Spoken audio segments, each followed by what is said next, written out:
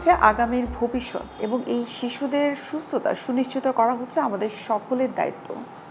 একজন শিশু যখন অসুস্থ হয় তখন অভিভাবকরা সবার আগে কার পরামর্শ নিয়ে থাকেন? অবশ্যই একজন শিশু বিশেষজ্ঞের। দর্শক, আজ আমরা শিশুদের নানাবিধ সমস্যা এবং নবজাতকদের এনআইসিইউ সার্ভিসেস নিয়ে বিস্তারিত জানার চেষ্টা করব। আপনাদের সবাইকে আমন্ত্রণ জানাচ্ছি এমএর ওষুধ হসপিটাল নিবেদিত এখন টিভি রমজানের বিশেষ আয়োজন রমজানের স্বাস্থ্য। আপনাদের সাথে আছি আমি নুসরাত দীপা। দর্শক, আমাদের আজকের আলোচ্য বিষয় হচ্ছে পেডিয়াট্রিক ও এনআইসিইউ সার্ভিসেস, এবং এই বিষয়টি নিয়ে কথা বলার জন্য আজ আমাদের সঙ্গে রয়েছেন doctor S M Moniruzzaman, consultant paediatric ও এনআইসিইউ ডিপার্টমেন্ট এমএর ওষুধ হসপিটাল। স্যার, আপনাকে স্বাগত জানাচ্ছি এবং সেই সাথে মাহে রমজানের শুভেচ্ছা। থ্যাংক ইউ, আপনাকে ধন্যবাদ। স্যার, প্রথমে আমরা আমাদের মূল আলোচনায় চলে যাচ্ছি। আপনার কাছে জানতে চাইবো যে আপনি একজন পেডিয়াট্রিশিয়ান এবং সেই সাথে নিউনেটাল স্পেশালিস্ট। এমএর ওষুধ হসপিটালে আমরা সবাই জানি যে এখানে এনআইসিইউ সার্ভিসেস রয়েছে। একটু যদি স্পেশালি বলতেন যে এই যে এনআইসিইউটা রয়েছে এটা অন্যান্য হসপিটাল থেকে একটু ভিন্ন কেন, এবং এটা কিন্তু আসলে মেনশন করার মতোই যে ঢাকায় যে সমস্ত এনআইসিইউ রয়েছে সেই অনুযায়ী আমরা যদি কম্পেয়ার করে থাকি, একটা জেলার মধ্যে এই ধরনের এনআইসিইউ সার্ভিস থাকা বা ডিপার্টমেন্ট থাকে এটা আসলে খুবই রেয়ার বলা যেতে পারে। এই সম্পর্কে আপনার কাছে একটু জানতে চাই। এনআইসিইউ হলো নিওনেটাল আইসিইউ, নবজাতক আইসিইউ বলা হয় এটাকে। জেলার সদরে বাংলাদেশের প্রত্যেকটা জেলাতে আমি মনে করি এনআইসিইউ সার্ভিস থাকা জরুরি। হিউজ পরিমাণে বাচ্চা অসুস্থ হয়, যদি একটা জেলাতে মিনিমাম একটা এনআইসিইউ না থাকে সেক্ষেত্রে ঢাকাতে রেফারেলের চান্সটা অনেক গুণ বেড়ে যায়। তা আমি বলবো প্রত্যেকটা ডিস্ট্রিক্টে মিনিমাম একটা করে ওয়েল ইকুইপড এনআইসিইউ থাকা দরকার। ওয়েল ইকুইপড এনআইসিইউ বলতে আমরা কি বুঝি আসলে? এমএর ওষুধ hospital one type of corporate hospital. এইখানে সেন্ট্রাল অক্সিজেন লাইন সাপোর্টের মাধ্যমে একটা এনআইসিইউকে এস্টাবলিশ করতে হয়। পাশাপাশি ওয়েল ইকুইপড বলতে বোঝানো হচ্ছে নিওনেটাল আইসিইউ সার্ভিস দেওয়ার জন্য যত ধরনের ইকুইপমেন্টস প্রয়োজন হয় সমস্ত ইকুইপমেন্টসের সমন্বয় সাধন করতে হয়। এক্সপার্ট নিওনেটোলজিস্ট পাশাপাশি শিশু বিশেষজ্ঞের সমন্বয় লাগে, এখানে এক্সপার্ট টিমের সমন্বয় প্রয়োজন হয়। শুধু এনআইসিইউ থাকলেই হবে না, এখানে expert nurses, expert doctor, mid level doctors and the senior নিওনেটোলজিস্টের প্রয়োজন সমন্বয় করতে হয়। এই সমন্বয়ের মাধ্যমেই একটা এনআইসিইউ সার্ভিসকে ফুললি সার্ভিস দেওয়া সম্ভব বলে মনে করি। অর্থাৎ কয়েকজনের টিম মিলে হচ্ছে এনআইসিইউ ডিপার্টমেন্টটা গঠিত হতে পারে। আপনি বলছিলেন যে এনআইসিইউতে ওয়েল ইকুইপড থাকাটা অনেক বেশি গুরুত্বপূর্ণ, এবং আমরা জানি যে এমএর ওষুধ হসপিটালের যে এনআইসিইউ ডিপার্টমেন্টে রয়েছে সেটা কিন্তু ওয়েল ইকুইপড। আমি যদি স্পেসিফিক করে বলি যে সেখানে সেন্ট্রাল অক্সিজেন লাইন রয়েছে, হাই ফ্লো অক্সিজেন রয়েছে, সিপ্যাপ ভেন্টিলেটর রয়েছে। এগুলো সম্পর্কে একটু বিস্তারিত জানতে চাই। মিনিমাম একটা স্ট্যান্ডার্ড এনআইসিইউ থাকার জন্য বেসিক্যালি সেন্ট্রাল অক্সিজেন লাইনে খুবই প্রয়োজন, কারণ এখানে মনিটর সিস্টেম যেটা আছে সেই মনিটর সিস্টেমের হচ্ছে সংযোগের জন্য সেন্ট্রাল অক্সিজেন লাইনের খুবই প্রয়োজন। হাই ফ্লো অক্সিজেন যখন প্রয়োজন সেন্ট্রাল লাইনে অক্সিজেনটা লাগবে। সিপ্যাপ মেশিন যখন আমরা কানেক্ট করব সেক্ষেত্রে সেন্ট্রাল অক্সিজেন লাইনে প্রেশার ছাড়া কিন্তু সিপ্যাপ মেশিন কিন্তু কানেক্ট করা যাবে না। পাশাপাশি সেন্ট্রাল লাইনের সাথে কিন্তু সংযুক্ত অক্সিজেন লাইন, এয়ারের লাইন, সাকারের লাইন, এই ধরনের লাইন তিনটার সমন্বয়ে কিন্তু এক ধরনের প্ল্যান্ট স্থাপন করতে হয়। তখনই হচ্ছে একটা এনআইসিইউ অথবা আইসিইউ স্থাপন করা সম্ভব হয় আসলে। এজন্য এনআইসিইউতে আসলে আমাদের এখানে নর্মাল অক্সিজেন লাইন তো এখানে আছে, পাশাপাশি হাই ফ্লো অক্সিজেন লাইনটা আমাদের এখানে আছে। ইভেন 6টা সিপ্যাপ মেশিন আমাদের এনআইসিইউতে আছে এবং 4টা ভেন্টিলেটর মেশিন আছে ওয়েল ইকুইপড। আমাদের 6 বেডের এনআইসিইউ আছে জামালপুরের মধ্যে অন্যতম এবং একমাত্র এনআইসিইউ এটা। পাশাপাশি আমাদের 10 বেডের নার্সারি ইউনিট আছে, step down NICU, post NICU যাকে বলা হচ্ছে। পোস্ট এনআইসিইউতে বেসিক্যালি আমরা কিন্তু এখানে অবজারভেশনে রাখি একটা বাচ্চাকে, যখন এনআইসিইউ সার্ভিসটা যখন প্রয়োজন থাকে না, স্টেপ ডাউনের ক্ষেত্রে আমাদের নার্সারি 10 বেডের নার্সারি আমাদের এখানে আছে। পাশাপাশি আমাদের পেডিয়াট্রিক ইউনিটও কিন্তু এখানে আছে। পেডিয়াট্রিক ইউনিটের ক্ষেত্রে পেডিয়াট্রিক স্যার, আপনি বলছিলেন যে স্টেপ ডাউন এনআইসিইউ সম্পর্কে জানার আগে একটু জানতে চাই যে এটি কখন দরকার হয়? যখন দেখা যায় যে একজন মায়ের ডেলিভারি হচ্ছে, তখন বাচ্চার হয়তো কোনো কারণে কোনো কমপ্লিকেশনস হলো, তখন সেই বাচ্চাটিকে এনআইসিইউতে পাঠানো হচ্ছে, তখন আসলে যে সার্ভিসটুকু দেওয়া দরকার, পাওয়া দরকার, সেটি কি আসলে এমএর ওষুধ হসপিটালে রয়েছে? জি, আমি মনে করি হচ্ছে একটা বাচ্চা যে কোনো ধরনের কমপ্লিকেশন ডেভেলপ করুক, যে কোনো ডিজিজ নিয়ে আসুক, বাচ্চা দেখা যায় স্পেশালি নবজাতক বাচ্চার ক্ষেত্রে যে কোনো ধরনের কমপ্লিকেশন, লাইক বাচ্চা ডেলিভারি হওয়ার পরে যদি কান্নাকাটি দেরি করে এই বাচ্চাটা ইরিভার্সিবল ব্রেন ড্যামেজ হওয়ার কারণে বাচ্চা খিচুনি রোগ হতে পারে, তখন তার ইমিডিয়েট সিপ্যাপ মেশিন এবং ভেন্টিলেটরের প্রয়োজন হয়। সেক্ষেত্রে এনআইসিইউটা হচ্ছে প্রথমেই প্রয়োজন।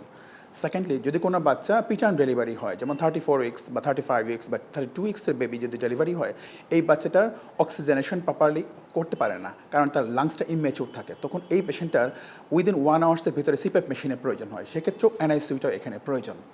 আমাদের দেশে দেখা যায় পিটার্ম ডেলিভারি অনেক বেশি হয় এবং হচ্ছে গ্রামেগঞ্জে এবং বিভিন্ন জায়গায় দায়ীদের মাধ্যমে যে নর্মাল ডেলিভারিগুলো গ্রামেগঞ্জে হচ্ছে, এই সকল ডেলিভারি হওয়ার কারণে অনেক বাচ্চা দেখা যায় কান্নাকাটি দেরি করার কারণে ব্রেন ড্যামেজ যখন হচ্ছে তখন বাচ্চাটার হচ্ছে একদিনের মধ্যে খিচুড়ি নিয়ে আসে। এই খিচুড়ি বাচ্চাটার হচ্ছে ব্রেনকে সেভ করার জন্য এনআইসিউর খুবই প্রয়োজনীয়তা আছে, আমরা সেই সার্ভিসটাই দিয়ে থাকি। স্যার, আপনি যেমনটি বলছিলেন যে পেডিয়াট্রিক ডিপার্টমেন্ট বা এনআইসিইউ সার্ভিস কিন্তু প্রত্যেকটা হসপিটালে থাকা উচিত। আমরা কিন্তু জেলাভিত্তিক অনেক হসপিটালে দেখেছি যে হসপিটালে এনআইসিইউ লেখা আছে কিন্তু সেই সার্ভিসটুকু কিন্তু তারা প্রোভাইড করতে পারছে না, অথবা ইকুইপমেন্ট আছে কিন্তু সেই অনুযায়ী স্কিল ডক্টর বা নার্সেস কিন্তু নেই। এই বিষয়ে আপনার মতামত কী? এটা হচ্ছে আসলে এক্সপার্টদের সমন্বয় করতে হয়। যদি এক্সপার্টের সমন্বয় না থাকে সেক্ষেত্রে হচ্ছে একটা ভালো এনআইসিইউ পরিচালনা করা সম্ভব নয়। আমাদের এখানে 4 জন দক্ষ এনআইসিইউ স্পেশালিস্ট আমাদের এখানে আছে, 2 জন মিড লেভেল এনআইসিইউ স্পেশালিস্ট আছে এবং আমাদের হচ্ছে মেডিকেল অফিসে 6 জন আছে যারা সবসময় সার্বক্ষণিক এখানে সেবাদান করে থাকে। পাশাপাশি আমাদের 12 জন এক্সপার্ট নার্সেস আছে যারা ঢাকার বিভিন্ন এনআইসিইউ ওয়েল ট্রেনিং প্রাপ্ত। এদের সমন্বয়ে আমরা কিন্তু একটা এনআইসিইউ গঠিত করেছি এবং ওয়েল ইকুইপড মেশিনারিজ আছে এবং হচ্ছে আমার এক্সপার্ট টিম আছে, যেটা সমন্বয় যখন থাকবে তখন একটা এনআইসিইউর 100% সার্ভিস দেওয়া সম্ভব। দেখা যায় বাংলাদেশে বিভিন্ন জায়গাতে এনআইসিইউর নামমাত্র আছে, হয়তো নেওনাটোলজিস্ট নাই, অথবা হচ্ছে একটা বেবির ভেন্টিলেটর পরিচালনা করার জন্য হচ্ছে ওই এক্সপার্টিসই নাই, ওই সিস্টার তার ওই জ্ঞানটাই নাই। এনআইসিইউ থাকলে কিন্তু এখানে হবে না। আমাকে এনআইসিইউ যখন এস্টাবলিশ করব আমাকে এক্সট্রিম লেভেলের সার্ভিসটাকে এনশিওর করতে হবে, সেক্ষেত্রে দক্ষ টিমের সমন্বয় করতে হবে এবং ওয়েল ইকুইপড মেশিনারিজগুলোও লাগবে আসলে। তার মানে আমরা বলতে পারি যে এনআইসিইউতে আসলে যারা যারা ইনভলভ রয়েছে ইনক্লুডিং ডক্টর, নার্সেস এবং টেকনিশিয়ান যারা রয়েছে, আমরা যদি পিসিআর কথা বলি প্রত্যেকেই স্কিলড হতে হবে। এই বিষয়গুলো আমরা আরেকটু বিস্তারিত জানার চেষ্টা করব আপনার কাছ থেকে। একটা বিরতির সময় হয়ে গেছে, আমরা বিরতি নিচ্ছি।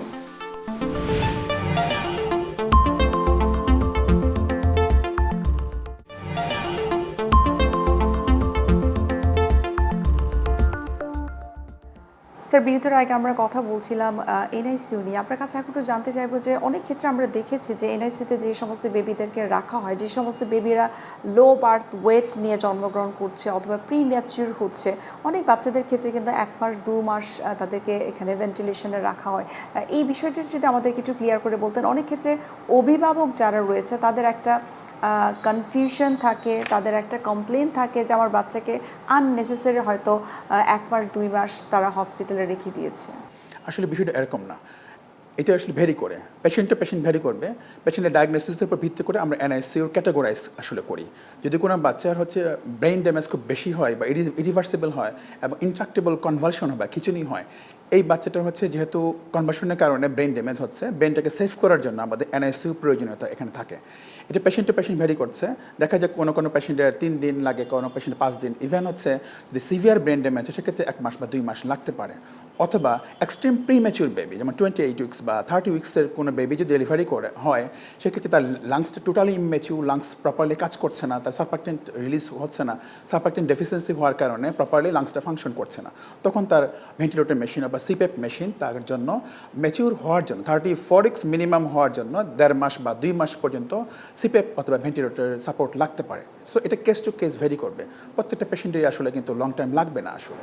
আচ্ছা, যেহেতু আপনি বলছিলেন যে অনেক সময় 28 সপ্তাহ বা 30 সপ্তাহ অর্থাৎ খুব আর্লি একজন মায়ের ডেলিভারি হয়ে গেল, যখন ওই মায়ের সিজারিয়ান সেকশন অথবা নর্মাল ডেলিভারিটা হচ্ছে, তখন আপনার কাছে কি মনে হয় যে এমএ রশিদ হসপিটাল কি ওই প্রোটোকলটা মেনটেন করছে কিনা?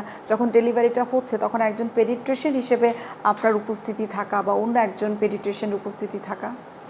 হ্যাঁ, আমাদের হসপিটালে যেটা আমরা এনশিওর করেছি 24 আওয়ার্স বেসিসে পেডিট্রিশিয়ান একটা টিম আছে, এবং হচ্ছে paediatrician and nurses strong team থাকে। নর্মাল ডেলিভারি ইভেন সিজারিয়ান সেকশনের পরবর্তী সময়টাতে বাচ্চার যখন ইমিডিয়েট সার্ভিসের প্রয়োজন হয়, আমরা উইদিন মিনিটসের মধ্যে হচ্ছে এই সার্ভিসটা প্রদান করি।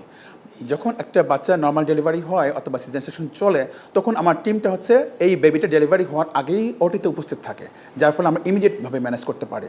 উচিত হচ্ছে 1 থেকে 3 মিনিটের মধ্যে একটা বাচ্চাকে কান্নাকাটি করাইতে হবে। যখনই কোনো বাচ্চা 1 থেকে 3 মিনিটের মধ্যে কান্নাকাটি করে না, তখন এই বাচ্চাটার ইরিভার্সিবল ব্রেইন ড্যামেজ হওয়ার সম্ভাবনা অনেক গুণে বেড়ে যায়। তাই এখানে আমি বলবো প্রত্যেকটা হসপিটালেই ডেলিভারি হওয়ার পরে একটা স্ট্রং পেডিট্রিশিয়ানের টিমটা হচ্ছে ওটিতে উপস্থিত থাকা খুবই বাঞ্ছনীয়, যার ফলে একটা বাচ্চার ব্রেইন ড্যামেজকে আমরা প্রতিরোধ করতে পারবো। যেটা আমাদের এই প্রটোকলে আছে, আমরা 24 আওয়ার্স সেটা এনশিওর করছি। আচ্ছা, অনেক অভিভাবক বা নতুন প্যারেন্টস যারা, তাদের কিন্তু একটা প্রশ্ন থাকে যে আমার বেবি যেহেতু এখন মাত্র জন্মগ্রহণ করলো, সে সার্বিকভাবে ঠিক আছে কিনা, সেটার জন্য বিভিন্ন ধরনের টেস্ট আপনারা ডক্টররা সাজেস্ট করে থাকেন। সাধারণত কোন বেসিক টেস্টগুলো আপনারা করতে দেন, যেগুলো না করলে বোঝা যাবে না যে তার বাচ্চাটা সুস্থ আছে কিনা? একটা বেবি ডেলিভারি হওয়ার পরে বেসিক্যালি এটা ডিপেন্ড করেছে মায়ের কী ধরনের হেলথ কন্ডিশন আছে, এটার উপর বেসিস করে কিন্তু আমরা টেস্টগুলো নির্ধারণ করি। যদি কোনো মায়ের ডায়াবেটিস থাকে বা হাইপোথাইরয়েড থাকে, সেক্ষেত্রে কিন্তু এই বাচ্চাটা হচ্ছে ডায়াবেটিসের স্ক্রিনিং বা হাইপোগ্লাইসেমিয়া যেন না হয়, কিছু টেস্ট করতে হয়। যদি মায়ের হাইপোথাইরয়েড থাকে, সেক্ষেত্রে থাইরয়েড স্ক্রিনিং করতে হয়। যদি মায়ের অ্যান্টিপার্টাম ইনফেকশন থাকে বা ফিভার থাকে, বা ডেলিভারি হওয়ার পূর্বে কোনো মায়ের ইনফেকশন আছে, সেক্ষেত্রে ইনফেকশনের জন্য সেপটিক স্ক্রিনিং প্রোটোকলটা আমরা নির্ধারণ করি। যদি কোনো বেবি প্রিটার্ম ডেলিভারি হয়, সেক্ষেত্রে হচ্ছে বাচ্চাটার আরডিএস যখন ডেভেলপ করে, সেক্ষেত্রে আমার একটা এক্সরের প্রয়োজন হয় এখানে। ইভেন মায়ের ইনফেকশন থাকলে কনজেনিটাল নিউমোনিয়া নিয়েও বেবিটা ডেলিভারি হতে পারে, সেক্ষেত্রে ইমিডিয়েট একটা এক্সরের প্রয়োজন হতে পারে। ইভেন আমাদের দেখা যায় উল্লেখযোগ্য সংখ্যক বাচ্চা প্রিটার্ম অথবা হচ্ছে অনেক বাচ্চাতে কিন্তু কনজেনিটাল হার্ট অ্যানোমালিস নিয়ে জন্মগ্রহণ করে, সেক্ষেত্রে আমাদের এখানে পোর্টেবল ইকো মেশিনটাও কিন্তু আমাদের এখানে আছে, এবং দক্ষ কার্ডিওলজিস্ট সমন্বয় এখানে আছে, যার ফলে আমরা প্রথম দিনে কিন্তু একটা বাচ্চার হার্ট ডিজিজ আছে কিনা সেটা ডায়াগনোসিস করতে পারি। স্যার, আপনার কাছে এখন একটু জানতে চাইবো যে এমএ রশিদ হসপিটাল, আমরা জানি যে আইপিডি সার্ভিসেস রয়েছে, ওপিডি সার্ভিসেস রয়েছে, সেটি আসলে আপনারা কিভাবে আসলে প্রোভাইড করে থাকেন? আমাদের এখানে IPD service and OPD service international categories, এটা ইন্টারন্যাশনাল মানদণ্ড অনুযায়ী আমি বলবো হচ্ছে ওয়ার্ল্ড ক্লাস ক্যাটাগরি মানদণ্ড ধরে রাখছে এখানে, যেটা বাংলাদেশে টপমোস্ট কর্পোরেট হসপিটালের মাধ্যমে সেটা এনশিওর করা সম্ভব। এখানে আমরা ওপিডি সার্ভিসের মাধ্যমে হচ্ছে আমাদের ওপিডির দক্ষ স্পেশালিস্টদের মাধ্যমে ওপিডি সার্ভিসটা চলমান আছে, যেটা বাংলাদেশে অনেক হসপিটাল দেখা যায় যে হচ্ছে মেডিকেল অফিসার অথবা এমবিবিএস এর মাধ্যমে চলমান থাকে। বাট এমএ রশিদ হসপিটালে হচ্ছে আমাদের OPD service totally specialist based, যার ফলে একটা পেশেন্ট যখন আমাদের এখানে আসবে, সরাসরি সেটা দক্ষ স্পেশালিস্ট প্রথমেই পেয়ে যাচ্ছে। তো ডায়াগনোসিসের ক্ষেত্রে হচ্ছে দ্রুত ডায়াগনোসিস করা, পাশাপাশি সার্ভিস দেওয়ার ক্ষেত্রে হচ্ছে মুখ্য ভূমিকা পালন করছে। আমাদের আইপিডি সার্ভিসের ক্ষেত্রে হচ্ছে যে কোনো রেফারেল পেশেন্ট যে কোনো হসপিটাল থেকে যখন আমাদের এখানে আসে, সেই পেশেন্টটাকে আমাদেরকে রিসিভ করা বা নিয়ে সার্ভিস দেওয়ার মতো ওই ক্যাপাবিলিটি বা সক্ষমতা আমাদের এখানে আছে, যার ফলে আইপিডি সার্ভিস আমি বলবো হচ্ছে জামালপুর ডিস্ট্রিক্টের মধ্যে যে কোনো থানা থেকে যদি যে কোনো পেশেন্ট যদি রেফারেল হয়, সেই রেফারেল কেসটাকে ম্যানেজ করার মতো দক্ষ আইপিডি সার্ভিস আমাদের এখানে আছে, ওয়েল ইকুইপড আইপিডি সার্ভিস এখানে আছে। আমরা যেমন অন্যান্য জেলায় বা অন্যান্য শহরগুলোতে কিন্তু আমরা দেখেছি যে এই ইমার্জেন্সি পেশেন্টগুলো যখন আসে, বিশেষ করে নিউমোনিয়া নিয়ে বা বিভিন্ন অ্যাক্সিডেন্টাল সমস্যা নিয়ে যখন আসে, তখন কিন্তু ইমার্জেন্সি থেকে বেবিগুলোকে আসলে অ্যাকসেপ্ট করা হয় না বা তাদের ভর্তি নেওয়া হয় না। তো সেই দিক থেকে আসলে এমএ রশিদ হসপিটাল কতটুকু অ্যাডভান্স ট্রিটমেন্ট দিচ্ছে, সেই উত্তরটা আপনার কাছ থেকে জানার চেষ্টা করব। আরও একটা বিরতির সময় হয়ে গেছে, আমরা বিরতি নিচ্ছি।